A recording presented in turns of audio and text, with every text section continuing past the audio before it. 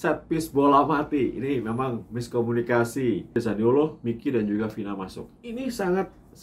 Jadi dua pemain ini yang mungkin akan mendapatkan sorotan ya dari pecinta AS Roma bahwa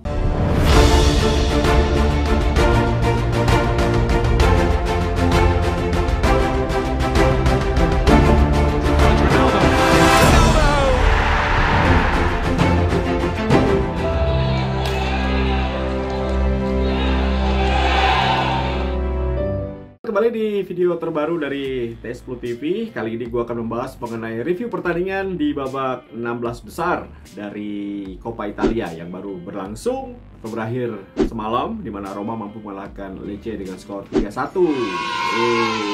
Menang lagi setelah kalah lawan Milan dan Juve.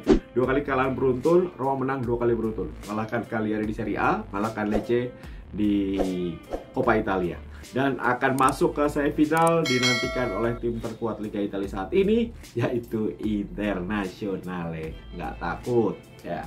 Ya, gue bahas dulu apa yang menarik dari skema dari Jose Mourinho setelah dia kehilangan Pellegrini, kehilangan El Shaarawy yang belum fit, masih memakai formasi yang hampir sama di 4 pemain belakang. Penjaga gawang Rui Patricio sudah pasti. Kemudian di kanan Castro bermain, di tengah yang bermain adalah Kumbula dengan Ibanez. Sedangkan tidak ada Smalling, tidak ada Mancini. Yang menarik di kiri adalah Ainsley Maitland-Niles dipasang sebagai seorang bek kiri. Tiga pemain di tengah yaitu Verto, Cristante dan juga Sergio Oliveira yang bermain lebih ke depan. Sedangkan untuk di winger kiri Felix Avena, di winger kanan yang dipasang adalah Charles Perez. Nah, untuk striker Tammy Abraham.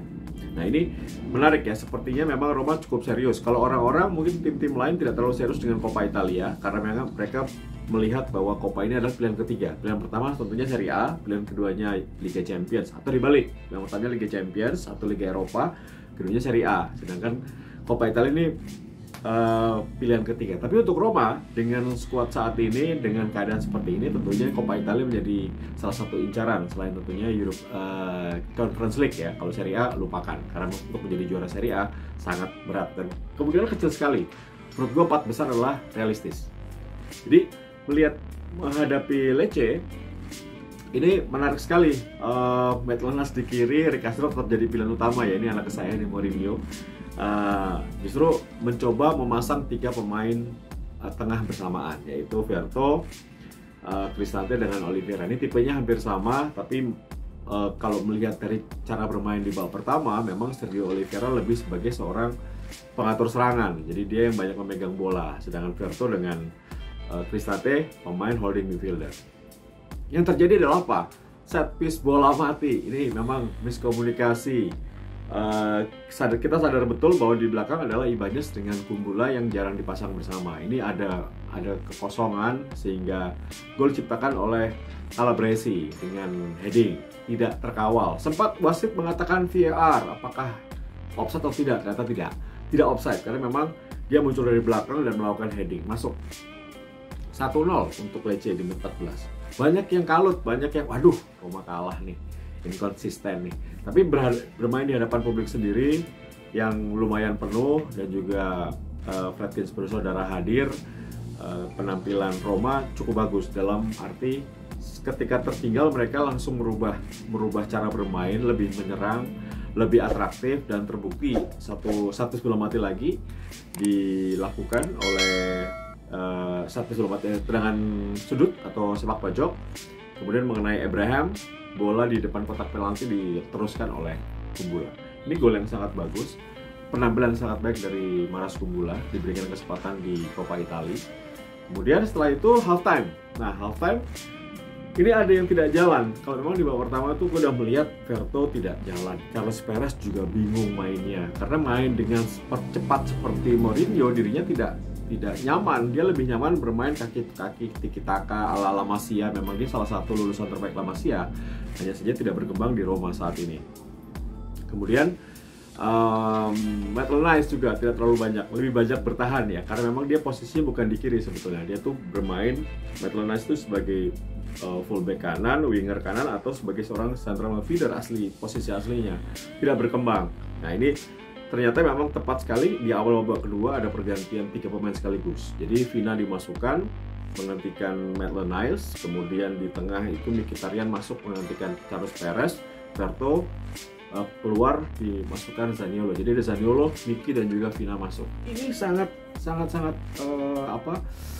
berpengaruh dalam permainan Roma, khususnya dalam transisi menyerang ya. Ini sangat bagus sekali. Masukkan Zaniolo dengan Mkhitaryan ini membuat banyak opsi. Jadi Sergio Oliveira tinggal alirkan ke Zaniolo atau alirkan kepada Miki dan diselesaikan oleh mereka di depan. Terjadi ketika Zaniolo mampu memberikan umpan untuk Tammy Abraham. Dia cuma balik badan, dia shooting. Inilah menjadi gol ke-15 Tammy Abraham untuk AS Roma. 28 kali main, 15 gol, 4 assist. Luar biasa. Untuk seorang pemain yang baru datang musim ini adaptasinya cukup bagus. Kita berharap bahwa ini tidak di buyback ya sama Chelsea ya. Ketika sudah bagus musim ini, tahun depan dibeli lagi sama Chelsea. Jangan ya. Ya at least 3 tahun lah. 3 tahun dulu di Roma. Mungkin dia bisa memberikan kontribusi. Semoga tahun depan lebih tajam lagi dengan materi pemain yang lebih bagus. Kemudian Roma makin menggila, apalagi satu pemain dari Lecce terkena kartu merah ya, kartu kuning kedua yaitu Gargiulo. Nah ini 2 kali kartu kuning diberikan kartu merah oleh wasit Volpi sehingga Roma bermain dengan 10 pemain. Setelah itu aman. Ada pergantian pemain, Shomurodov masuk menggantikan Felix Avena. Lagi-lagi Felix Avena ini cuma lari kencang, dia harus punya visi harusnya. Harus tahu kapan oper, kapan lari, kapan passing, kapan shooting gitu. Ini anak muda ini terlalu asik dengan kecepatannya, mungkin diberikan kebebasan bermain oleh Mourinho. Jadi dia bermain lebih bebas. Kadang dapat bola lari shooting aja gitu. Tapi ini semoga semakin matang ya. Ini masa depan. Ada satu harapan lah kalau kita dulu punya pemain cepat 5 atau kita juga punya Salah ya. Ini semoga nanti dia bisa menjadi penerus dari pemain-pemain cepat yang dibutuhkan permainan direct football dari seorang Mourinho atau counter attack dari Mourinho. Masuknya Shomurodov tidak lama dirinya menciptakan gol. Masuk menit 81 langsung cetak gol. Ini sentuhan pertama dan gol. Ini umpan dari Mkhitaryan. Serangan balik, Mkhitaryan tahu Shomurodov lari dari sisi kiri, di passing langsung depan dengan kiper Breve dan gol. 3-1. Nah, ini kemenangan penting ya, meskipun hanya menghadapi Lecce, meskipun hanya di Coppa Italia, tapi ini akan menjadi sangat penting karena setelah ini Roma akan menghadapi jadwal yang cukup mudah. 5 pertandingan di Serie A sebelum menghadapi Atalanta ini harusnya 15 poin.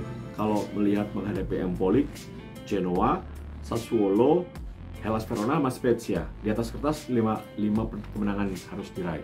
Home and away ya, terserah ya. Pokoknya gue lihat ini akan menjadi 15 poin sebelum menghadapi Atalanta di pertandingan berikutnya. 5 pertandingan menghadapi Empoli, Genoa, Sassuolo, Hellas, dan Spezia ini harus dapat meraih poin.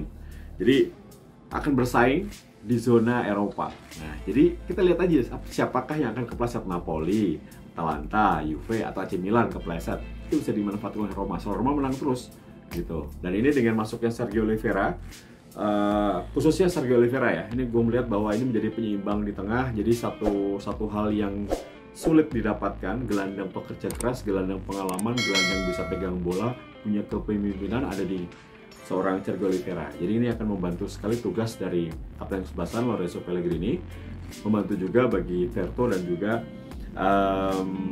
Cristante. Dengan hadirnya Sergio Oliveira, kalau melihat dari pertandingan semalam, memang posisi Jordan Verto ini sangat-sangat rentan.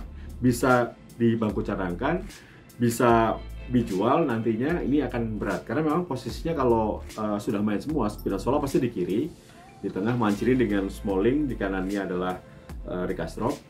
Maitland Niles itu bisa di tengah juga masalahnya. Maitland Niles bisa berpasangan dengan Cristante, dengan Sergio Oliveira. Kemudian posisi yang juga belum nyaman adalah posisi Mkhitaryan. Apakah dirinya bisa dipasang terus sebagai seorang pemain inti? Nah ini banyak sekali. Kalau Sergio Oliveira bermain dengan Pellegrini, pasti Pellegrini di depan Sergio Oliveira. Ini yang akan dikorbankan oleh Mkhitaryan. Nggak mungkin Mkhitaryan bermain di kiri lagi. Kalau melihat permainan Mkhitaryan yang cukup bagus bermain sebagai seorang attacking filler, sayang banget kalau dia dimainin di kiri lagi. Biarkan kiri milik El Shaarawy, karena milik Zaniolo. Kalau Zaniolo-nya nggak bagus ya diganti aja sama Felix Gian, ya kan, mungkin akan lebih bagus. Jadi 2 pemain ini yang mungkin akan mendapat sorotan ya dari pecinta AS Roma bahwa apakah posisi dari Verto ini akan aman atau tidak. Kedua, apakah Zaniolo akan dipertahankan atau tidak. Ini gosip-gosipnya banyak nih. Kalau ditukar ke Spurs, tukernya sama Son gue mau, tapi kalau enggak jangan gitu. Jadi Zaniolo mungkin bisa ditahan dulu karena masih muda, masih labil, dalam arti habis cedera juga, dia ingin menunjukkan dirinya bisa, itu akan melihat perkembangannya tahun depan. Tapi kalau untuk Verto kok kalau dilepas nggak masalah karena sudah ada seorang Sergio Oliveira. Kalau Brand Cristante itu sayang nih, Tante ini oke nih, jadi bisa bermain sebagai center back, bisa juga sebagai attacking midfielder, bisa juga menjadi central midfielder. Jadi versatile banget, jadi keuntungannya banyak. Apalagi kan Maitland Niles kan baru dipinjam, tidak dibeli permanen. Jadi mungkin hadirnya pemain baru sekali lagi akan membuat gerah bagi pemain lama, tapi ini juga bisa menjadi satu hal yang cukup baik bagi sebuah tim. Kalau mereka mampu improve, mereka mampu step up, tentunya keuntungannya untuk AS Roma. Gitu ya guys. Jadi itu review pertandingan antara Roma menghadapi Lecce, di mana Roma akan menghadapi Inter di babak 8 besar dari Coppa Italia. Wow, jadi cukup menarik. Apakah Roma akan menang atau tidak? Tapi Mourinho mengatakan bahwa Inter tim terkuat, tapi kami akan memberikan kejutan. Nah, kita akan melihat apakah mereka yang dikejutkan ataukah kita yang kembali dikejutkan. Baik, makasih guys. Sudah sekian dari 10 TV. Sampai ketemu di konten berikutnya. Viro Bro, sign off. Bye.